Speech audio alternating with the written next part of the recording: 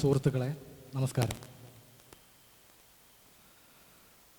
Tanur heritage കാർണിവലിലേക്ക് ഒരു സ്പീക്കറായിട്ട് എന്നെ ക്ഷണിച്ചതിൽ ഇതിൻ്റെ സംഘാടകരോട് ഞാൻ ആദ്യമേ നന്ദി പറയുക. ആദ്യമായിട്ടാണ് നമ്മുടെ നാട്ടിൽ ഇത്രയും വലിയ ഞാൻ ക്ഷണിക്കപ്പെടുന്നത്. അതിൻ്റെ ഒരു സന്തോഷം എനിക്കുണ്ട്. അതുമാത്രമല്ല, ആദ്യമായിട്ടാണ് എൻ്റെ സ്വന്തം നാട്ടിൽ എൻ്റെ പുസ്തകങ്ങൾ ഇങ്ങനെ നിരത്തി വെച്ച് കാണുന്നത്. അതും എനിക്കൊരു വലിയ സന്തോഷമാണ്. അതിലും ഞാനിതിൻ്റെ സംഘാടകരോട് നന്ദി പറയുന്നു. പിന്നെ എൻ്റെ പ്രിയപ്പെട്ട പ്രസാധകരായ DC ബുക്സിന് നന്ദി പറയുന്നു. എനിക്ക് കിട്ടിയ വിഷയം തീരദേശ സാഹിത്യമാണ്. ഞാൻ ജനിച്ച് വളർന്നത്, ഇനിയും ജീവിക്കാൻ ആഗ്രഹിക്കുന്നതും മരിക്കാൻ ആഗ്രഹിക്കുന്നതും എൻ്റെ കടപ്പുറത്താണെന്നുള്ളത് എനിക്ക് അഭിമാനത്തോടുകൂടി എവിടെയും പറയാവുന്ന സംഗതിയാണ്. കടപ്പുറത്തുനിന്ന് വിട്ടിട്ടുള്ള ഒരു മിനിറ്റ് പോലും എനിക്ക് ചിന്തിക്കാൻ പോലും പറ്റണില്ല. കാരണം അത്രത്തോളം കടപ്പുറവുമായിട്ട് ഞാൻ അറ്റാച്ച്ഡായി പോയിട്ടുണ്ട്. അതൊരു പക്ഷേ എൻ്റെ ഭാര്യയ്ക്ക് പോലും മനസ്സിലാവാൻ സാധിക്കില്ല എന്ന് തോന്നുന്നുണ്ട്. എങ്ങനെയാണ് ഞാൻ ആ നാടിനോട് ഇത്ര ബന്ധപ്പെട്ടത്? അതിൻ്റെ ഒരു കാരണം, പുഴയ്ക്കും കടലിനുമിടയിൽ ഏതാനും മീറ്ററുകൾ മാത്രം വീതിയുള്ള ഒരു ഗ്രാമമാണ് എൻ്റേത്. ഒരു കാലഘട്ടം വരെ അധികം കണ്ടെടുക്കപ്പെടാതെ കിടന്നിരുന്ന ഒരു ഗ്രാമം.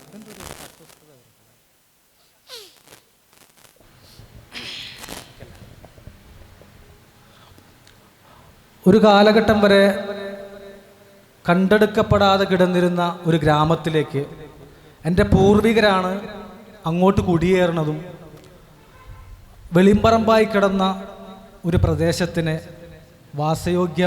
വാസയോഗ്യമാക്കി ഒരു നല്ലൊരു മനോഹരമായ ഗ്രാമമാക്കി പരിവർത്തിപ്പിച്ചത് എൻ്റെ പൂർവ പിതാക്കന്മാരാണ്.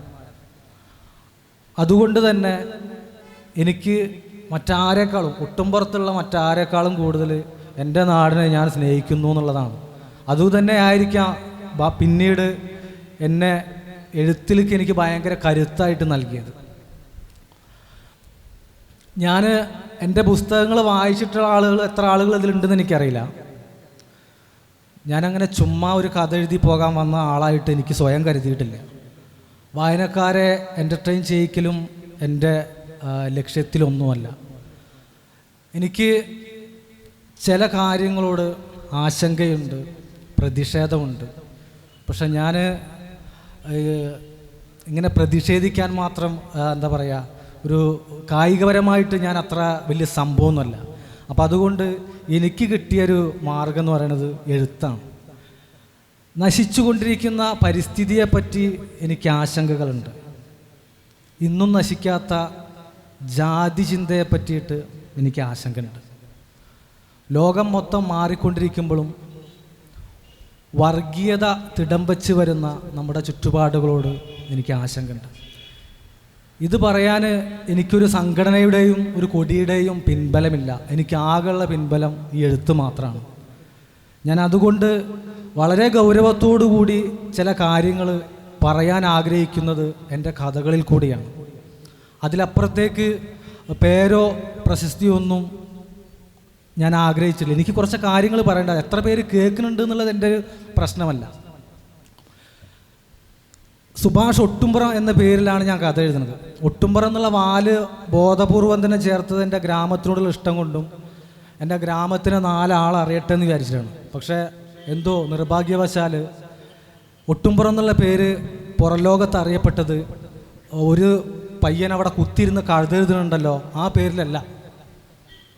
ഈ അടുത്ത് നടന്ന വളരെ ഭീകരമായ ഒരു ബോട്ടപകടത്തിൻ്റെ പേരിലാണ്, അല്ലേ? എൻ്റെ ജീവിതത്തിൽ എൻ്റെ കഥകൾ വായിക്കാത്ത ആളുകൾ പോലും അന്ന് വിളിച്ചിട്ട്, സുഭാഷ് ഈ ഒട്ടുംപുറം എന്നുള്ളത് അതേ ഒട്ടുംപുറം തന്നെയല്ലേ? ഞാൻ പറഞ്ഞു അതേ ഒട്ടുംപുറം തന്നെയാണ്. 22 ആളുകളാണ് ആ ബോട്ടപകടത്തിൽ മരിച്ചു പോയത്. അതിൽ 11 കുട്ടികളുണ്ടായിരുന്നു. ആ കുട്ടികൾ വളർന്ന് ഭാവിയിൽ നല്ല എഴുത്തുകാരും നല്ല പാട്ടുകാരും ഒക്കെ ആകേണ്ടിയിരുന്ന കുട്ടികളാണ്. അവർ പൂരപ്പുഴയുടെ ആഴങ്ങളിൽ എന്തിനെന്നറിയാതെ അവരുടെ ജീവിതം ബലി കൊടുക്കേണ്ടി വന്നു. ആ ഒരൊറ്റ കാരണം കൊണ്ട് തന്നെ ആ 11 കുട്ടികളും എൻ്റെ മക്കളെ പോലെ ആയി എന്നുള്ളതാണ്. ഒരു വർഷം കഴിയുമ്പോഴേക്കും നമുക്ക് അതൊക്കെ മറക്കാൻ പെട്ടെന്ന് പറ്റില്ലേ? വളരെ പെട്ടെന്ന് തന്നെ പത്രക്കാരെക്കാൾ പെട്ടെന്ന് നമ്മൾ ആ ദുരന്തം മറന്നു. ഇത് ഓർത്തു വെക്കുന്നത് ഞാൻ മാത്രമാണെന്ന് ഞാൻ ഇപ്പോൾ സംശയിച്ചുകൊണ്ടിരിക്കുന്നത്.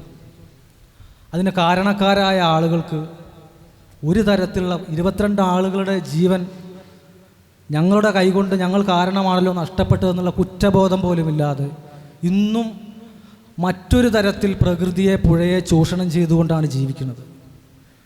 ഇത് ആരും മറന്നു പോകരുത്. അതുകൊണ്ടാണ് ഞാനിത് ഓർമ്മപ്പെടുത്തുന്നത്. അതിനുവേണ്ടി തന്നെയാണ് ഞാനിവിടെ വന്നതെന്നാണ് ഞാൻ വിചാരിക്കുന്നത്. വെള്ളത്തിലുള്ള മുങ്ങിമരണം കടപ്പുറക്കാരനായ എനിക്ക്, അല്ലെങ്കിൽ കടപ്പുറക്കാരായിട്ട് ഞങ്ങൾക്ക് പുത്തരിയുള്ള കാര്യമൊന്നുമല്ല. അതിരാവിലെ അരയം പണിക്ക് പോവും, വൈകുന്നേരം വന്ന് ചിലപ്പോൾ 3 ദിവസം കഴിഞ്ഞിട്ടായിരിക്കും അരയൻ്റെ ബോഡി കിട്ടുന്നത്. ചിലപ്പോൾ കിട്ടിയിട്ടില്ല എന്നും വരും. ഇത്തരം അനുഭവങ്ങൾ നമ്മൾ കുഞ്ഞുനാളിലേ കണ്ട് ശീലിച്ചതാണ്. ഒരിക്കൽ വാഴക്കത്തെരുവ് അങ്ങാടിയിൽ ഒരു കടയിൽ എന്തോ കാര്യത്തിന് വേണ്ടി പോയപ്പോൾ ആ കടക്കാരൻ എന്നോട് പറഞ്ഞത്, സുഭാഷേ, നീ നമ്മുടെ നാടിനെ പറ്റി എഴുതണം. എന്താണെന്നറിയോ? കാരണം കടപ്പുറത്തിനെ പറ്റി പുറത്തുള്ള ആളുകൾക്കൊക്കെ വളരെ മോശം കാഴ്ചപ്പാടാണ്, നമ്മൾ സംസ്കാരമില്ലാത്ത ആൾക്കാരാണെന്നൊക്കെയാണ് പറയുന്നത്. അത് തിരുത്തി കൊടുക്കണം. അതെ, അത് തിരുത്തി കൊടുക്കൽ എൻ്റെ ബാധ്യതയാണ്. നിങ്ങൾ കടപ്പുറത്തിനെ പറ്റിയിട്ട് എന്ത് ആരോപണം വേണമെങ്കിലും ഉന്നയിച്ചോ, പക്ഷേ കടപ്പുറത്തിന് സ്വന്തമായിട്ടുള്ള ചില നന്മയുടെ ചില നുറുങ്ങ് തരികളുണ്ട്. അത് വേറെ എവിടെയും കിട്ടൂല.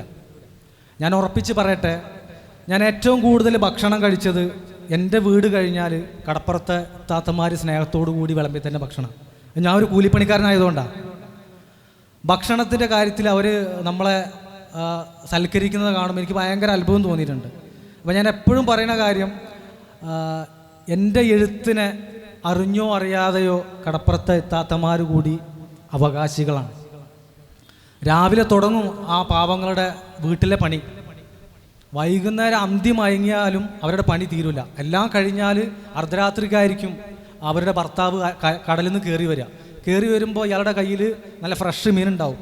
അത് ആ സമയത്തിന് പാതി ഉറക്കുന്ന ഞെട്ടിണീച്ച് ആ പെണ്ണൊരുത്തി ആ മീൻ വെട്ടി കഴുകി വൃത്തിയാക്കി ഭർത്താവിനെ ഊട്ടിയിട്ട് മാത്രമേ അവൾ ഉറങ്ങാൻ പോവുള്ളൂ. അപ്പം ഇങ്ങനെയുള്ളൊരു പ്രദേശത്തു നിന്ന് വരുന്ന ഞാൻ ഇവർക്ക് വേണ്ടി കഥകൾ എഴുതണ്ടേ, ഇവരുടെ സങ്കടങ്ങൾ ഞാൻ കാണണ്ടേ? ഞാൻ തീർച്ചയായിട്ടും കാണുന്നുണ്ട്. ഞാൻ അതാണ് ചെയ്തുകൊണ്ടിരിക്കുന്നതെന്നാണ് എൻ്റെ ഉറച്ച വിശ്വാസം. ഞാൻ നേരത്തെ പറഞ്ഞ പോലെ എൻ്റർടൈൻ ചെയ്യിക്കുക എന്നുള്ളത് എൻ്റെ പോളിസിയല്ല. എൻ്റെ ആശങ്കകൾ ഞാൻ പങ്കുവെക്കുകയാണ്. അത് എത്രത്തോളം വിജയിച്ചു എന്നെനിക്ക് പറയാൻ പറ്റില്ല. ഞാനൊരു നല്ല എഴുത്തുകാരനായിട്ട് സ്വയം അംഗീകരിക്കുന്നില്ല. ഞാനൊരു വായനക്കാരനാണ്. എൻ്റെ പുസ്തകങ്ങൾ ഇവിടെ വെച്ചിട്ടുണ്ട്, വേണമെന്നുണ്ടെങ്കിൽ ഒന്ന് പരീക്ഷിച്ച് നോക്കാം എന്ന് പറഞ്ഞതുകൊണ്ട് ഞാൻ എൻ്റെ വാക്കുകൾ ചുരുക്കുന്നു. നന്ദി, നമസ്കാരം.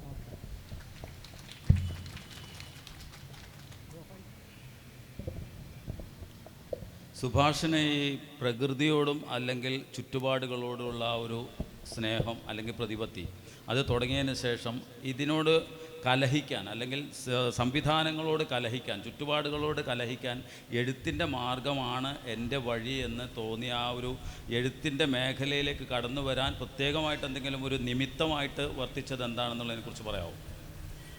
ഞാനൊരു എഴുത്തുകാരനാവണമെന്ന് സ്വപ്നം കണ്ട് നടന്ന ആളെയല്ല. ഞാൻ സ്കൂളിൽ ഞാൻ താനൂർ VHSC പഠിക്കുന്ന കാലത്ത് കഥാമത്സരങ്ങളിലൊക്കെ പങ്കെടുത്തിട്ട് 1ാം സ്ഥാനം 2ാം സ്ഥാനമൊക്കെ നേടിയിട്ടുണ്ട്. പക്ഷെ അതിനുശേഷം എൻ്റെ എഴുത്തൊക്കെ പോയി. പിന്നെ എഴുത്തുകാരനാവുക എന്നുള്ളത് എൻ്റെ സങ്കല്പത്തിലില്ലായിരുന്നു. പിന്നെ എൻ്റെ രീതിയൊക്കെ മറ്റൊരു തരത്തിലേക്ക് മാറി.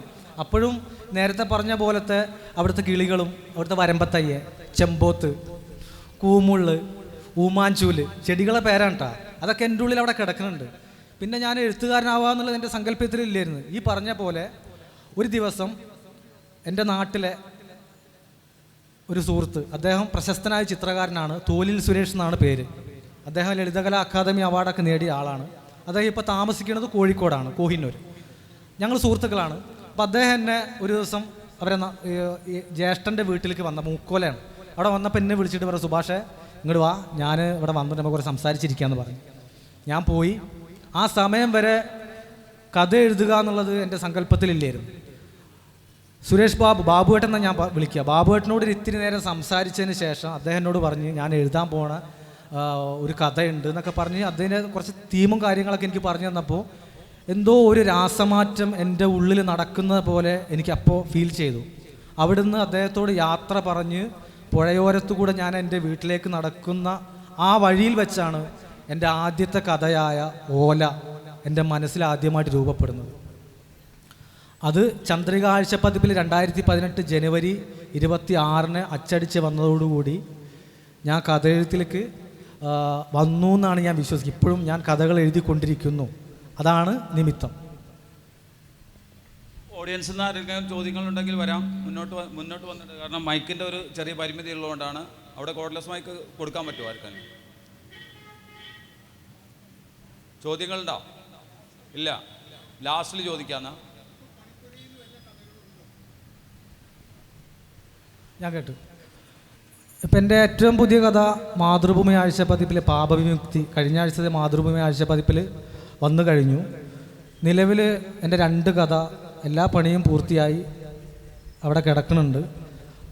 വളരെ വൈകാതെ അതെവിടെയെങ്കിലും വായിക്കാൻ പറ്റുമെന്നാണ് ഞാൻ വിചാരിക്കുന്നത്. ഓഡിയൻസിൻ്റെ ശ്രദ്ധയ്ക്ക് എന്താണെന്ന് വെച്ച് കഴിഞ്ഞാൽ 3 പേരും കൈകാര്യം ചെയ്യുന്ന വ്യത്യസ്ത വിഷയങ്ങളായതുകൊണ്ടാണ് അവർ സംസാരിച്ച ഉടനെ തന്നെ ചോദ്യങ്ങളാവാമെന്ന് ഞാൻ പറയുന്നത്. മറിച്ച് ഓരോരുത്തരും സംസാരിച്ചു പോകുന്ന വിഷയങ്ങളിലെ വ്യത്യസ്തത നിങ്ങളുടെ ചോദ്യങ്ങളിലേക്ക് പിന്നീട് കാത്തുവെച്ച ചോദ്യങ്ങൾ മാറിപ്പോകാതിരിക്കാൻ കൂടി വേണ്ടിയിട്ടാണ്. അപ്പോൾ അതിനോട് സഹകരിക്കുമെന്ന് പ്രതീക്ഷിക്കുന്നു. നമ്മുടെ പ്രിയപ്പെട്ട